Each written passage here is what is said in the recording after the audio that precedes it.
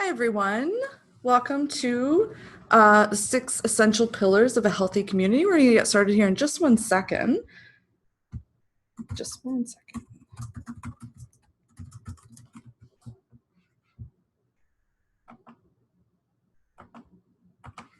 Just checking here to make sure everyone can hear me okay and our sound is all right. I just put a message there.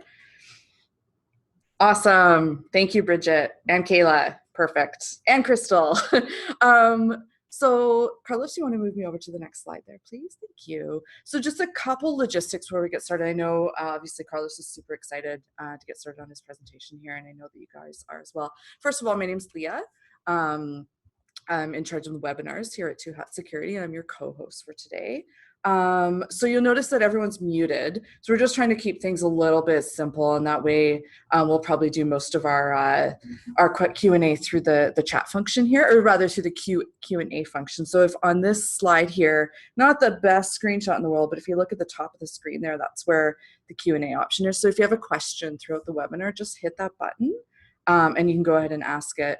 Obviously we want this to be interactive. So if you have any questions throughout the webinar here, just go ahead and add them in there.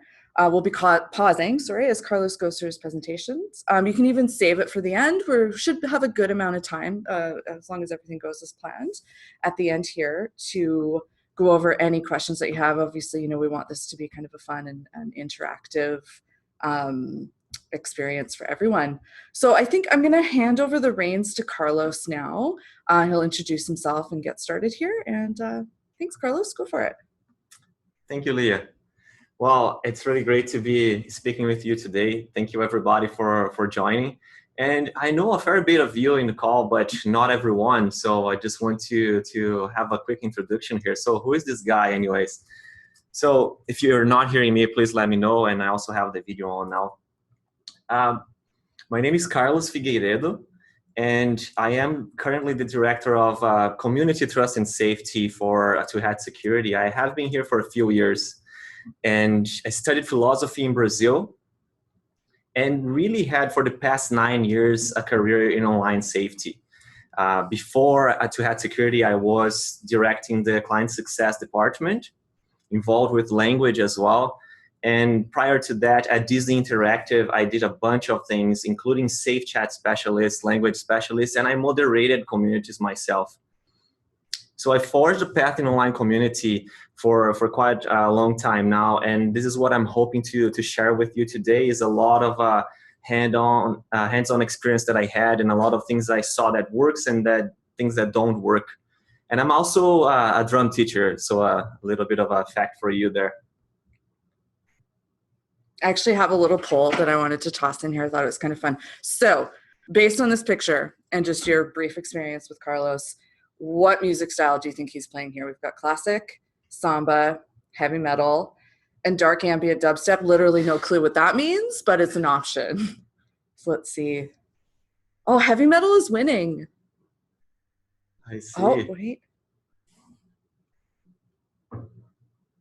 All right, this is awesome, guys. I'm gonna end the poll.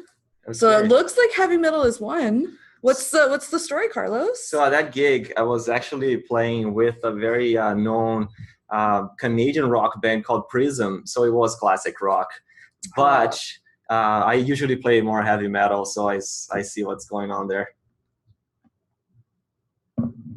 All right. So I want to first have a little bit of an agenda here in terms of what to expect from the call today. What are we going to cover? So I'll share some of my experiences working with online community in the last 9 years. Like I said, that's where I have been focusing. And I want to cross-reference it with leading discussions and research in the industry, because I'm very fortunate to have amazing peers in the industry and be part of leading groups that are discussing this matter. So I definitely want to cross-reference. Also, this is an open conversation, like truly, I really invite you to participate and bring your input. And let's highlight some of the paths and best practices that we can explore as different online communities, because let's face it, we have very different online communities. At the end, you'll have some actionable steps to ensure that all those 6 pillars I'm going to be talking about are covered in your community. And you can expect also a post-webinar checklist that we're going to send to you as a gift. So let's take it from the basics. I really want to talk about a healthy approach as the foundation of online safety and as the foundation for a healthy online community. So I took a crack here at defining what a healthy online community is or can be. Of course, this is one of the possible definitions. So a community where the achievement of its core goals and mission is possible, and a place where its users, players can contribute and fulfill that vision without being harassed, threatened, or abused. So let's think about that for a second here. Think about what you have right now as a mission for your community, for your product, be it a game or an app. What's the business mission and what's the community values as well that you have? And the way that your community is set up, is it fulfilling this vision? The way that players are interacting, is it boosting and getting you closer to that vision, or is it actually taking away from that vision? So I also want you to consider the following. Is there a distinction between healthy and safe? Is it the same thing? And the reason why I ask you this is I believe we can go to some extremes, and healthy doesn't necessarily mean devoid of risk. So that's a key concept from my presentation I want you to consider. So let's go to pillar number 1, which is obviously a very, very important pillar because it has to do with design. It has to do with the way you set up your community. So if you have a chance to consider this from the beginning, that's for sure the best point for you to consider, because you can see a lot of blind spots, avoid a lot of issues from the ground up, and bake that into the very essence of your product. So I have a quote here from the great David Ryan Polgar. I spoke with him recently for one of our podcasts, and you'll be able to check the podcast. We'll send you this presentation later with clickable links like this orange one you can see on the screen. And you can hear the whole conversation, but we basically talked about the importance of baking online safety into the DNA of a product. And here's what he said. There are lots of examples where a company scaled up quickly and aggressively, got millions of users, but didn't necessarily have the features in place to have a safe experience. We want safety, but we also want that vibrancy, that happy mix, what I call a Goldilocks zone. So there's so many reasons that I like this quote from David, and I know how he thinks as well, and we chatted a lot about this. One is very much at the essence of what I believe is a healthy community, which is a safe community, but also an expressive community. If you go to one extreme, which would be absolute safety, that, of course, it's good to avoid major issues, but then your users might just get off because they cannot chat.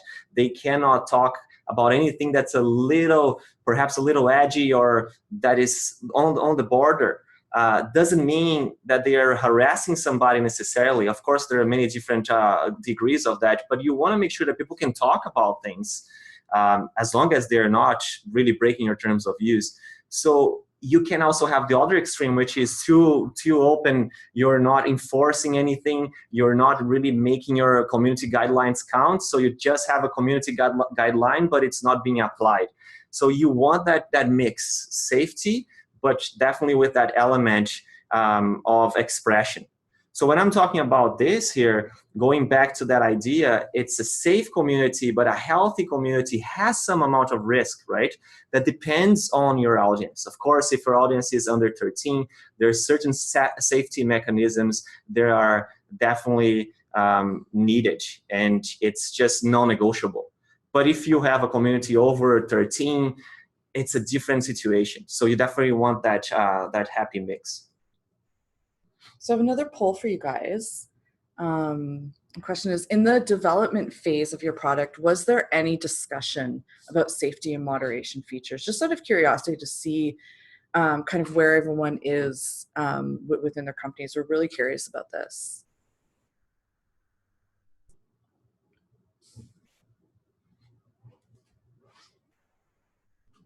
Cool. Okay, this is great. Okay, this is great, guys. I'm going to end the polling here. Let's take a look at the results. So we actually had 6 out of 10 people saying yes, which is a great start. Actually, that's fantastic to hear. Yeah, that's really good to see that you had that chance to be proactive. But even if you haven't had a chance to be proactive, there are ways that you can actually address this as your product evolves, right? So if you have the chance to set the tone, and here's the key thing, right? It's a proactive thinking about when you are adding a new feature. So that can be after the fact, right? But if you were starting from the ground up, you want to make sure you have a really well thought out plan. And you want to make sure that your community values and the tone of your community are the starting point. So that's going to be the guiding point for you. And if you have certain features that could potentially have safety gaps, ask yourself, is this a risk, right? Can users take advantage of this feature to harm others or affect their experiences in a negative way? So this is a crucial step, right? You should really involve all the right specialists in your company. So bring product, bring community, bring everybody who would have a say here and be able to see gaps and see how people could misuse those features. Because you create those features thinking about great interaction and about people loving your game or app, but then is there a way that this can be misused? So if there are ways to be misused, are there tools for your users to counter those effects? That's also a good question for you to consider. And when misuse happens, what can you do? And think about outside of crisis mode, okay? Not just when things go absolutely wrong, but when things start going wrong, are you armed with the right tools to change the tide here? So go through the questions above and other questions, and as your product changes, as it evolves, as you add new features to your product. So ask yourself, how do you introduce a new safety mechanism to the community? And I want to talk to you a little bit more about that later on. So I just want you to think about this. How do you communicate a new safety mechanism that affects the experience to your community? So let's talk about intuitive tools. And this is a huge one. I have another quote here from David Ryan, and he's talking about it as a really big thing. So I think the big thing is intuitive tools. That's always been a big complaint for a lot of individuals. Once you have a problem online, is it intuitive to report it? And then, potentially more importantly, what's the protocol after that has been reported?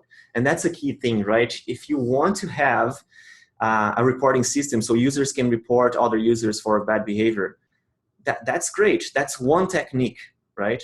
But if you're going to allow users to report other users, it's good to have a follow-up and a consistency. So you definitely want to have what happens after that.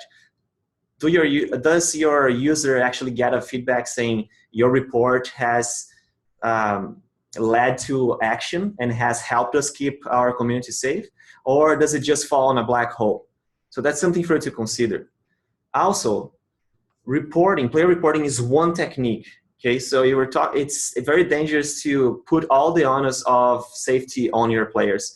So they are the one responsible for keeping it safe. So they're the ones that need to be reporting other players. So one technique, not the only one.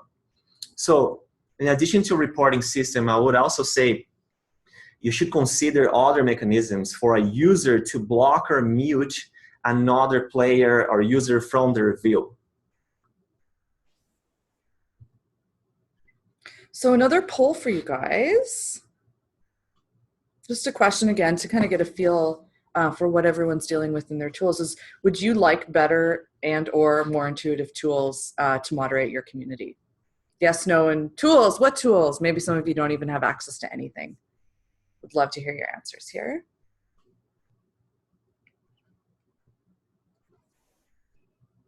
Okay, cool. So I'm going to end the, oh, we're still going.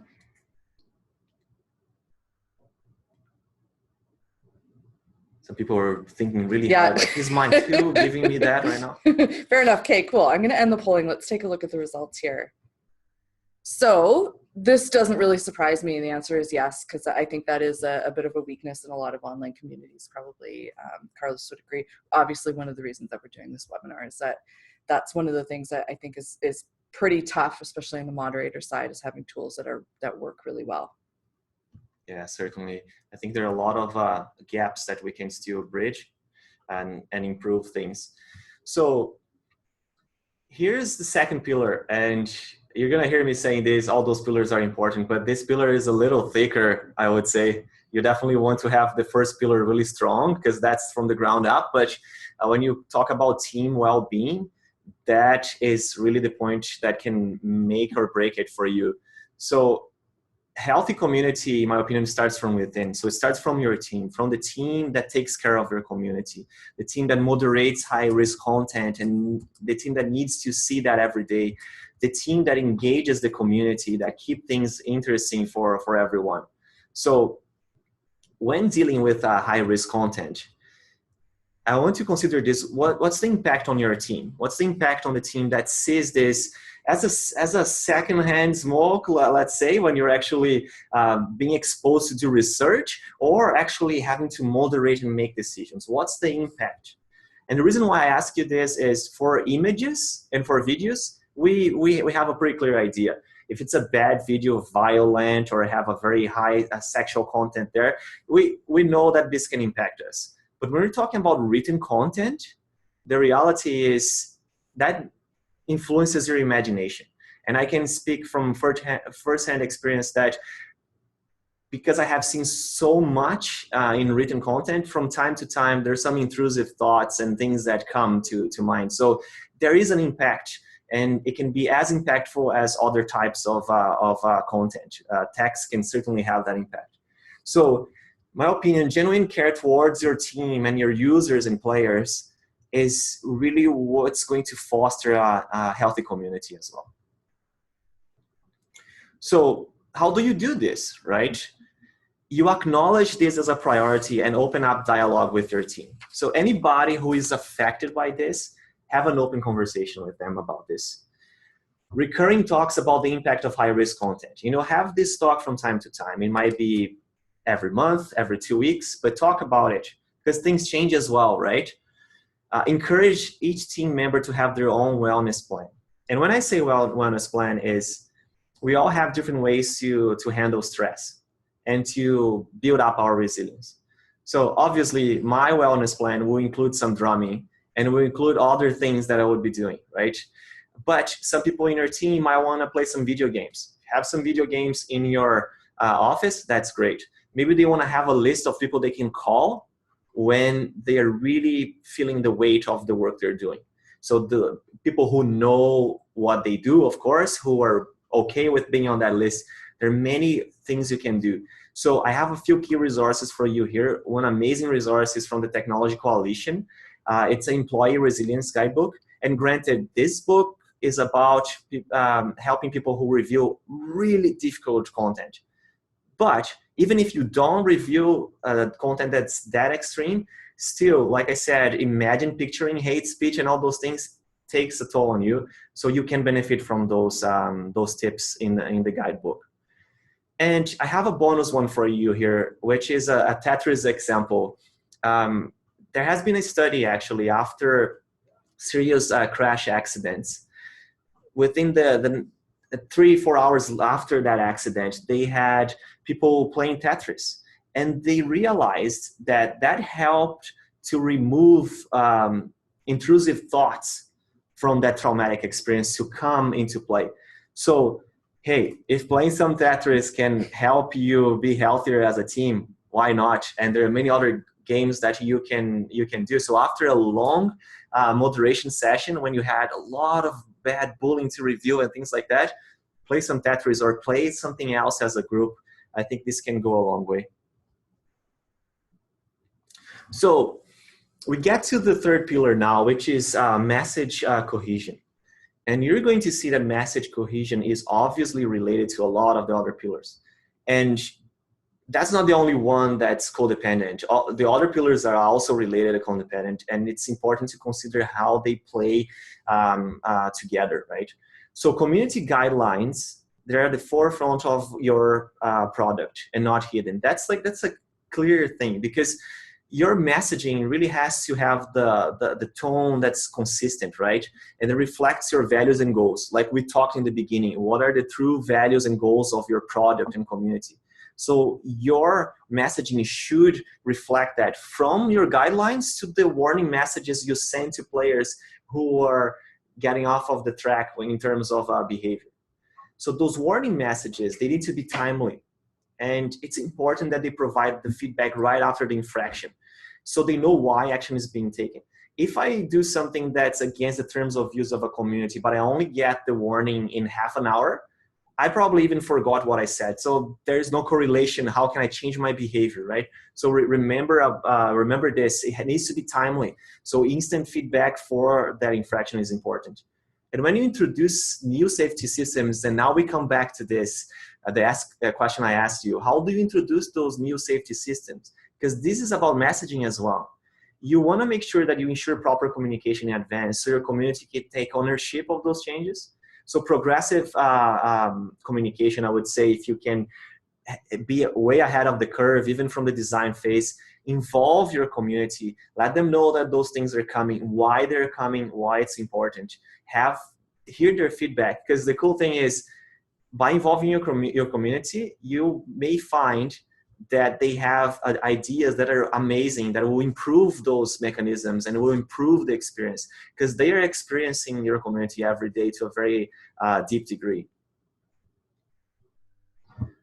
So here's some examples of communities where there's open dialogue. There's a lot of that feedback. There's a lot of hearing the community and having consistent messaging at the forefront and at every step of the way, really. So one is the Summoner's Code from League of Legends. Riot Games does an amazing job in terms of messaging and education and so many other things. They're a shining example of this. And also Blizzard. Blizzard does this really well in many different products, but I have a specific example here to how they answer to a player's feedback. And I think that's a leading example for all of us in the industry. Whether you have a game or you have an app or a website, I think this is a really great standard. And you, like I said before, you'll be able to click on those things. So I just want to make a halfway stop here through the third pillar to see if anybody has any question at this point.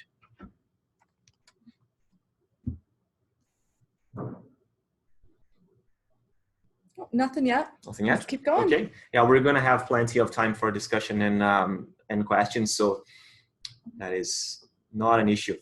So we come to education now, which is pillar number 4. And obviously, pillar number 4 is very much related to messaging, to pillar number 3. You can plug your messaging into the way you educate users. You can be educating them through blog posts. You can be educating them through many different things, including the messaging that you send in-game events or in-app events, what have you. So this is part of the 3 E's. And this is a concept that I'm borrowing from a peer in the industry, Ben. Ben is a games user researcher, and he has a PhD in psychology, has deep studies into this area here. And I'm linking to his talk from 2015 at GDC, and it's a fantastic talk that you can watch. And I really believe a lot of his concepts are obviously applicable to games, but can also be transferable to other things. So you can see that the 3 E's are education, enforcement, and engineering, right? Engineering, I have already covered when I talked about safety by design, right? You want to engineer safety in your product. There are many different ways to do this, and you can get into the details with your company, but you want to make sure that your systems are conducive to good behavior, and not that your systems are conducive to exactly the behavior you're trying to prevent. And sometimes systems do that without having the intention. So when you talk about education, though, education is a great one. It's very strong. You can do that by having community involvement and educating the user directly in many different avenues, like I said, the blog or in the very experience of your product. However, education alone has limited effectiveness. So you can't just expect education to work alone. You can expect to say, don't bullying is not allowed here, and expect everybody to follow this. We know that that doesn't work alone. That doesn't change behavior alone. So when you combine that with cohesive message though, so people are getting the proper warning and follow through, which is the enforcement, we're going to get there, it can achieve its potential. And then education can be very powerful. It works better too when your players and your users are empowered to take ownership and know that they're heard, know that what they're doing has an effect, know that they are considered in the product, that they are valued, right? So enforcement. So pillar number 5. This is a key one because, okay, you have a great community guideline, you have, you're taking care of your team, you did the safety by design, and you have education in place, you're setting the tone of your community, but if there's no consequence to bad actions, how can people learn, right? So there needs to be clear consequence to not following a community's code of conduct. And also, just like messaging, we need to make sure that the action is being taken timely, directly related to the infraction. So people know, okay, I did this, I'm getting punished for it. And you're going to see that punishment is a very strong word and not necessarily all the answer, just part of the answer, but there needs to be a consequence. Somebody breaks your terms of use, you want to have progressive sanctions. So they might get muted, they might get suspended or banned for an X amount of hours. But give them an opportunity to reform, right, with progressive sanctions. So it's not just, oh, one strike and you're out. And also, let's remember, we're talking about people here, users and players who are people, and they can have bad days. So I'm a big advocate of systems that track that change in the behavior and also reputation of a user, because they could have a bad day today, doesn't mean that they cannot go back tomorrow. And even your good users could have a challenging time and be the ones doing certain behaviors that you don't allow. So remember that they can bounce back, give them the chance, okay, you did this wrong, what is the desired behavior? So they have a chance to change, right? However, we're talking about most infractions at that point where there is a certain level of involvement for us to reform. When we're talking about users who are adamant on causing harm, and that's what they do consistently, and this has been happening for days and weeks, you really need to consider removing them from your community because they could cause a lot of damage. So just a quick stop as well for everyone in case you have any questions at this point. Doesn't look like it. Keep going. So I want to talk about going beyond sanctions though, going beyond punishment, because if we focus too much on punishment, again, if we focus too much on safety mechanisms, we get too tight, too heavy-handed as a community, and then it's not going to be a great experience for players. So punishment also is something that players for sure will remember, right? And not necessarily on a good light, but there are different things we can be doing. How do we go beyond it? So we don't focus on just negative behavior. We also focus on reinforcing positive behavior and rewarding positive behavior.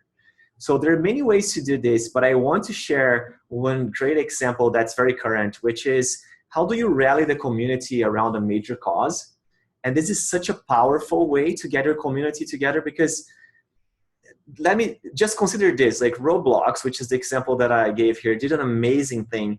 They had this, they rallied the community around a relief cause for related to Hurricane Harvey, right? So the kids can buy a couple of different items and the donation goes straight to organizations that are helping mitigate the issues there. So you can imagine how that feels good for the community to rally around that. And when a community is rallying around a good cause, do you think that they have time to think about bullying each other? So you think about that. Think about what are some powerful things that you can do to really change the culture of your community. And this is amazing what Roblox did. I worked for many years at Club Penguin, and we had coins for change every year. And Coins for Change kids donated virtual coins, and that was translated into $1 million that was actually donated to real and very meaningful causes. And I was fortunate to be involved with a lot of those causes and do volunteer work. And I saw that that money actually made a lasting impact in sustainable systems. So the kids knew that they were helping kids in real life, and not for just a passing moment, but actually creating that ongoing change, which is really amazing. So I'm a big fan of communities that do this, because they really set the tone, and the kids want more, right? Or not necessarily kids, but teenagers and adults. I've seen others do this, and it's an amazing thing to do. So leading on that, we have another question for everyone. And it's, do you feel like your current moderation tools and practices are too focused on the punishment and sanction side of behavior?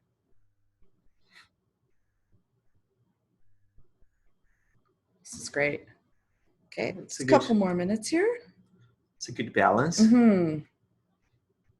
Okay, great. So I'm going to close the polling here. Let's take a look at the results.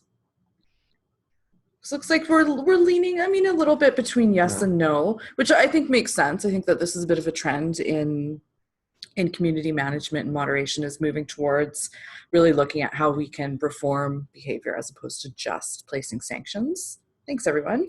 Exactly. We may have that that impulse to pull out fires. Sometimes I've seen the opposite too. I've seen communities that are very reluctant to enforce. And when you don't enforce, bad behavior really gets out of hand, and you can have a very challenging environment. But I believe we need to actually revisit this concept from time to time as things change in your community. Don't take it for granted. Don't just implement steps and then take it for granted that there is the right mix of enforcement and education, because you really need to consider the natural evolution of your product and your community.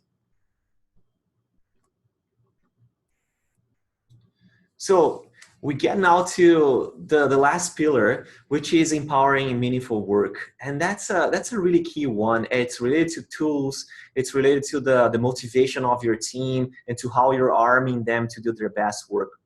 So a key one that I want to suggest to you is combine computer and human judgment. So computer systems are amazing at dealing with long, like really huge amount of data. So we're talking about millions of lines of text or images. Really, we know that it's virtually impossible for one person or a team to go through millions of lines of text or images. However, the computer can do an amazing job of that.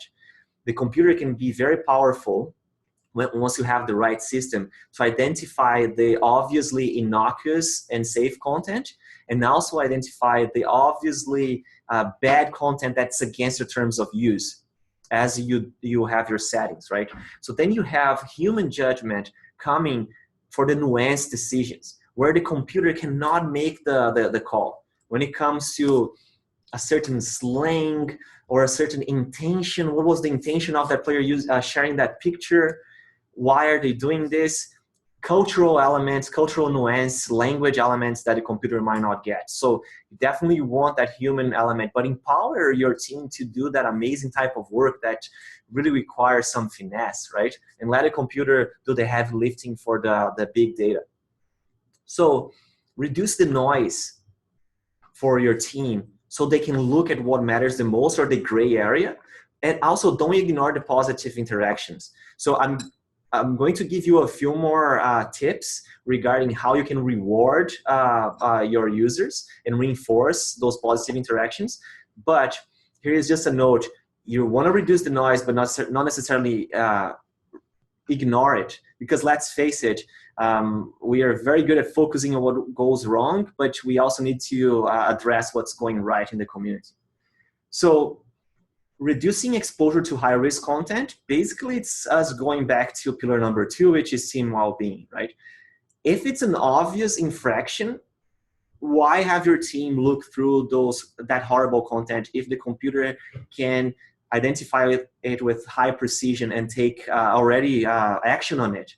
So you can have automation and save your team from actually having to do that, spare your team from that. So tools to monitor your community's health, and here's a key one. It's important to have your finger on your community pulse. So in the material we're sending you after the webinar, you're going to see that there's some ideas of metrics that I'm suggesting you can track. So different things you can do to put the finger on your community pulse.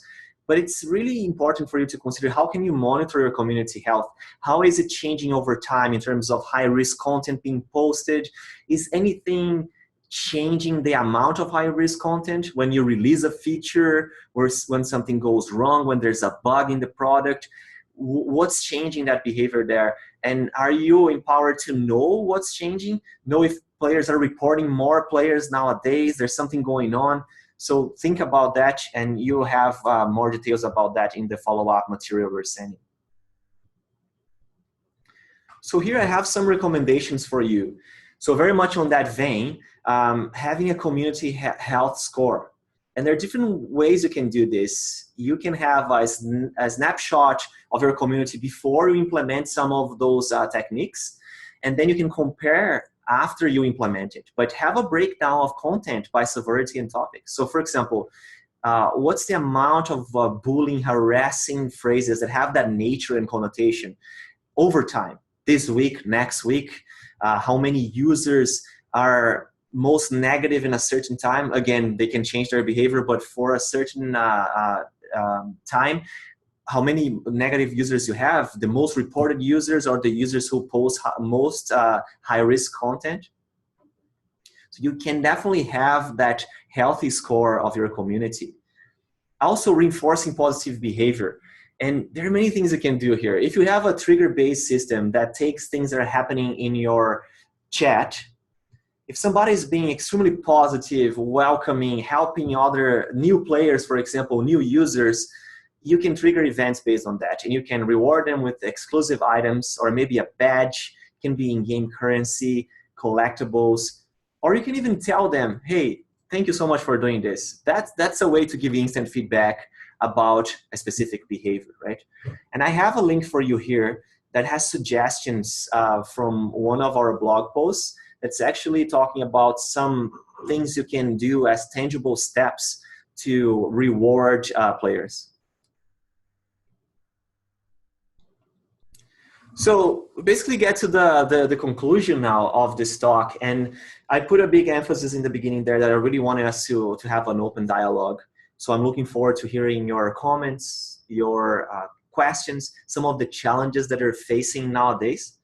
But here is just a quick recap. So healthy approach as the foundation is really important. The safety by design, having that as a crucial pillar in your community, from conception and design if you can. If you cannot, revisit it, and as you add new features, think about what can go wrong, how can users misuse it, what can I do to have systems that are conducive to the right tone and values of my community. Then we talked about team well-being, which is a key priority, and I cannot stress this enough. Make sure that you have this very open and as a priority in your community, in your company. So cohesive messaging all across to support education and enforcement. Remember, those pillars are related to each other. So cohesive messaging from your terms of use and policies to the way that you actually message your users and respond to your users. Education as a key supporting factor that can be very powerful when combined with the other pillars, but not an isolated factor that's just a little bit of lip service there and doesn't do anything, right? Enforcement as a clear and timely follow through. So go beyond those sanctions and reward and also inspire positive interactions. Remember, there are different ways you can reward your players, and acknowledge the good behavior too. Meaningful and purposeful workflow. Sorry about that. Really, like you want to make sure that you're facilitating the right amount of balance between automation and human review, and you want to keep your team focused on the work that matters the most, instead of having them waste their time and be impacted by high-risk content.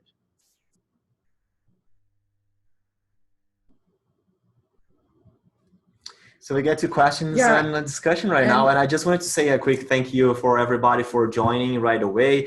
And also a thank you for Leah for being amazing and helping me on every step of the way here, and everybody else who has contributed to this presentation. you actually have a great question from Crystal. And I'm going to read it out to you in two parts. Okay. So the first part is, so more of just a moderator and engagement person. I deal with high risk content daily, become accustomed to it, and no longer find it affects me per se. But what's a good way, based on the 6 pillars, to explain to new people the level of things and content they may have to deal with without scaring them? So that would be covered things like suicide threats, harassment, and sexual content. So that's actually a fantastic question, Crystal. How do you introduce a new moderator to this kind of content without having them run out the door the next day? Yeah, that's an amazing question for sure. I would say that from the hiring steps, you really want to vet this as well, right? That you're talking to somebody who has the right profile for this. And when I say the right profile, it's a certain balance, right? Of they have that resilience, but they're concerned about what they're going to review as well, right? There's a little bit of those two elements. However, what I would say is a good way to explain that to them is you don't necessarily need to go very deep in the examples that you share with them, but you can have an open conversation about, hey, on the course of the day, with very specific points, I would say you're expected to review this content for X amount of hours. Here are some of the topics that we normally encounter. So you can say, we do come across suicide from time to time. We do come across bullying and so forth. And then I think this is a great moment, actually, when you're introducing somebody to this, talk about how the wellness of your team is a key priority for your team, because then they know that from the beginning they are supported, right? There is acknowledgement of, yeah, this is going to help. This is going to happen. Sorry, I wouldn't beat definitely, around the bush in that way. I would definitely say this is what you're expected to see, but here is what we do as a team to stay healthy. Here's what we do to have resilience and to help each other. And here's a tough one, Crystal, but I would say give people the chance to walk away. Especially if they're reviewing really high-risk content, people should, in my opinion, with certain types of high-risk content, when they're talking about things that are very extreme, people should have the option to say, you know what, this is not for me.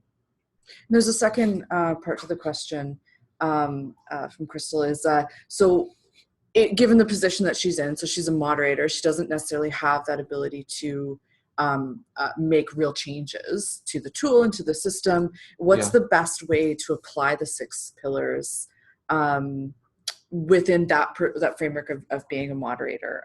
Any tips on how to focus on including it in her work alone? On her work alone? Yeah. Okay. Yeah, absolutely. I would say, even from a fundamental point of view, when you're going to moderate, thinking about the steps that you can take in order to, you're going to take action against an account, but remember those points, right? They may change their behavior. Consider this as you're applying sanctions as well. If you have the tools to warn, consider that in the way that you're warning. But also, I would say you can also go beyond that, Crystal, because you can track some of the metrics that I'm going to send we're going to send to you as a document, and some of the things I discussed here in this presentation as well, to bring this to stakeholders in your company, to show why it's important to have access to those tools, to have access to those best practices, so you can show tangible reasons. How does it impact business? How does it impact user retention and user churn? Why is it important to have a healthy community? So I encourage you to think about, you have an amazing experience that's hands-on. You're moderating the community. You know what they're talking. You know what they're struggling with. If you translate that into business terms, you can have a big impact. But in terms of what you can do with your work, I would say, what is the most impactful work you can do today when you're moderating your community? What are the high risk things you need to look at? Who are the people in your community that need the most help? So if you can identify people who are being bullied, of course, somebody who is at a threat of committing suicide, you really want to put the focus on that, depending on your guidelines, of course, right? I cannot speak for that. But I, as a moderator and as a leader of teams that were moderating, I always thought that the right motivation was the key. So with whatever tools you have right now, have that right motivation. Like, what's the biggest impact I can do today as a moderator? That would be my tip for you. And Crystal says, thank you so much. That's great questions, Crystal. You're Those are welcome. awesome. Yeah, and I will great. say, you know, just to speak into them myself, I've worked with Carlos previously as a moderator, and I know that it's tough. It's a tough job. I don't think people always appreciate how it's incredibly rewarding, but it's also draining, and you are a bit limited in the decisions that you can make. And I like this idea that there are things that you can do if you're coming from the right intention. So we have a question from Martina next. What is the right path to fix an unhealthy community? So you haven't started off with these 6 pillars. Where do you start? That's a fantastic question. It's exactly a little bit of that damage control, right? We want to talk about, well, first thing is from there on, whenever you're introducing a new feature, have that proactive thinking right away, right? So there's something you can do already to fix that or moving forward, right? But looking back, I would say you're gonna have to rely a lot on education, right? You're gonna have to rely a lot on messaging. So of course, players will backlash, okay? And users will backlash. I'm glad you asked this question, because this is something that I really wanted to discuss, is how do you introduce those mechanisms, those changes to your community? So you have a community now that has gone through many tribulations and it's an unhealthy state. So I would say you have to have an open conversation with your community, because some of your users could be frustrated and it could be like, this is not a very healthy community. Well, listen to them. What are some of the ideas they have to change the tide? And also show your commitment to changing this, right? So you can publicly say in your blog posts, in other areas, to say, we're taking this very seriously. We want to make changes. We want to involve you as the community to make those changes, and then do it progressively, right? So when you have a new safety system, let's say you're not very used to filtering. You're just filtering keywords, and you want to start to filter a little bit more in a comprehensive way to find different intention and context in your chat. You want to do that, introduce it step by step, and let your users know that this is coming up, right? Don't release those systems with a new feature and then things go wrong and there are bugs and they're gonna get very mad and they're gonna connect that new feature with a bad experience. And now they're not open, they don't wanna deal with that filter anymore. But if you do it progressively and you tell them why you're doing this, I think that's a key step. So for sure, relying on messaging, education, taking a really good look at what you can do right now. So for example, is your reporting system broken? Maybe the reporting system right now, if you have one, players are not really using it effectively because they think that nothing happens after the report. So you can take that education and say, we are changing our reporting system. We want to make sure that we give you feedback about what happens after you report. And now you're involving them, right? You're giving them that participation and they can start to report more. And if you introduce a new filter that can help you, different filtering techniques, if you introduce muting, there are many things you could be doing if you're not, and I believe you can do it progressively. Great. We have a question from Jess. Let's just pull this up here. So Jess says, in terms of penalties, do you think removing someone from chat for roughly maybe 24 hours is enough to achieve real behavioral change? Or should that kind of initial penalty be more harsh? Example, removing their access to the whole game for 24 hours. Hey, Jess, that's a really good question. I would say I would advocate for a smaller sanction in the beginning. I think 24 hours is a good way to get started, because when you remove somebody for a limited amount of time, if you're providing them with the right messaging regarding why they have been removed, either for bullying or for hate speech, they know that's what has been perceived as, there is a chance that they could change their behavior right there, right? So if we're applying something that's a little bit more severe from the beginning, it can be a little tricky in that sense. However, I really think that's up to your discretion. Like if you believe that certain infractions, they already grant 72 hours or removing their access from the game altogether for a number of days, I think that can be the case. You can do that depending on the severity, like I said. And I actually have seen this in my moderator days. There were accounts that we were actually give straight up 3 days closed access, no access to the game.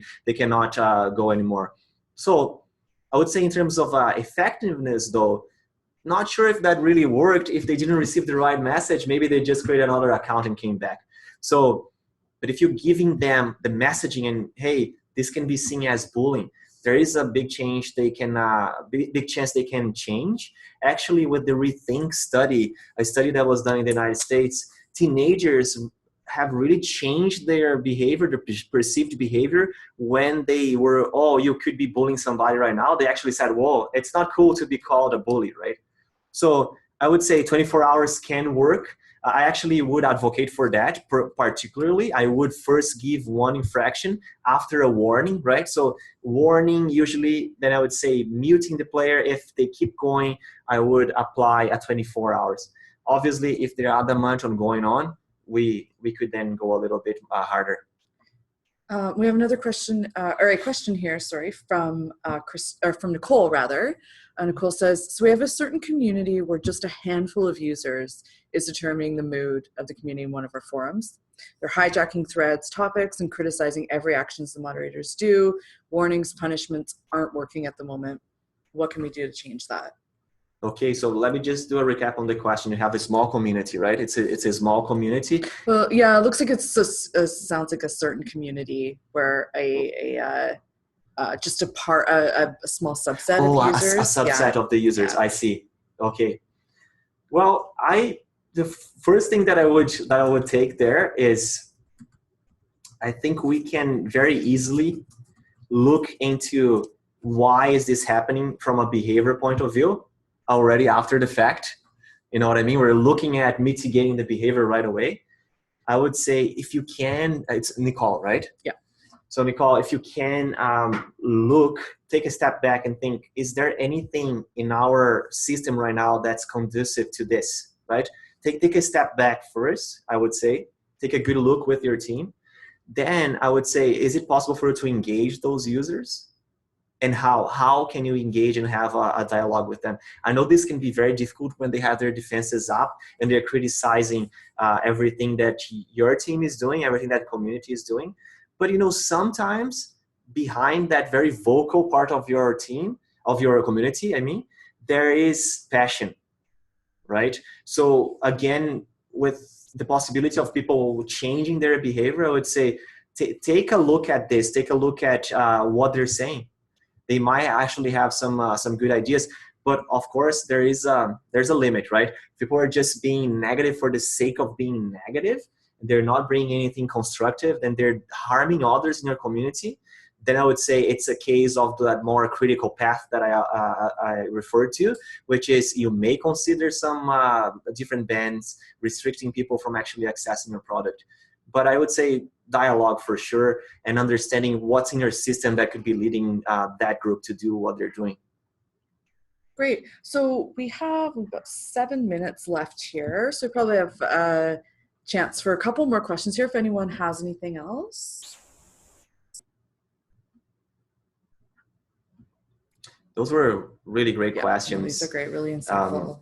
And like I said in the beginning, we really need to take this as an open discussion because we have different challenges. Some of those challenges are transferable to other communities. So I really like those opportunities because from our questions and from our answers, we can have different ideas to apply to our products. Okay, yeah, so it doesn't look like we're getting any more questions here. So we probably, oh, hang on, we've got one. Oh, this is great. So Crystal, hi Crystal. So she says, do you guys do this often on different topics? If so, can I join again? Or how can I join again? Number one, yeah, absolutely. Carlos, take it away. Yeah, so we definitely do this. We're doing this often now. There is one topic coming up that I'm going to be hosting next month. I'm going to talk about this in a second here. We're going to have this moving forward. We want to keep the conversation up for sure. So just quickly, before I fully answer Crystal's question, I know that you want to. So we have one final poll. We have to do it. So it's basically, you know, at this point, do you think that you'll think of community health in a different light, different now? I'm seeing a lot of yeses, so that makes us happy. And it's okay to hear a no as well. Absolutely, yeah. This is, we really want to get an idea if we're hitting on the things that make the most sense to people. Exactly. Yeah. Okay, cool. So I'm gonna end the polling here. Share the results here. Cool. So we have 7 of our 8 votes said yes, and 1 no. And actually, I'd be really curious about. I don't know if you want to address this, Carlos, but the no. Actually, really curious about why. You don't have to answer that if you don't want to. But yeah, feel free to send us feedback, any feedback that you have, and even there could be many reasons why you said no. Right? It's good to hear that. So I want to say what's next, right? And exactly to Crystal's question, how do we keep this conversation? Because I really believe that healthy communities need to keep revisiting this, like I said before. So you want to have the conversation come up, and you want to discuss this and cross-reference with other communities and other challenges, right? So if you want to find out how here at Two Hat Security we can help you foster a healthy online community, you can contact us at hello@twohat.com. You can sign up for our upcoming webinar. I'm going to be talking about optimizing your community for trending topics. And when I'm talking about this is think about most recent happenings in the world. So think about Charlottesville, think about hurricanes that recently happened, or, you know, politics, maybe it's North Korea, something that's happening around the world. How is that affecting your community? Does that impact the way that your users chat and the way that they interact?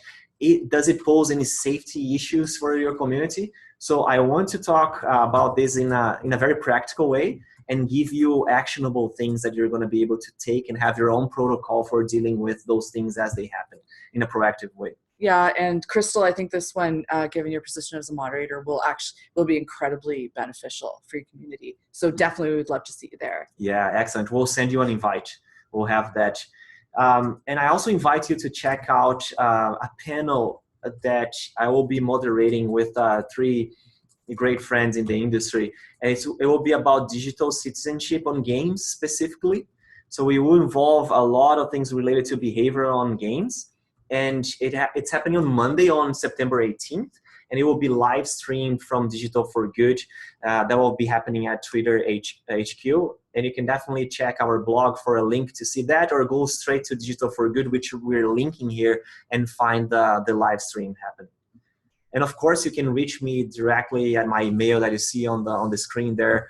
Send me feedback, questions. We can get connected in other areas as well.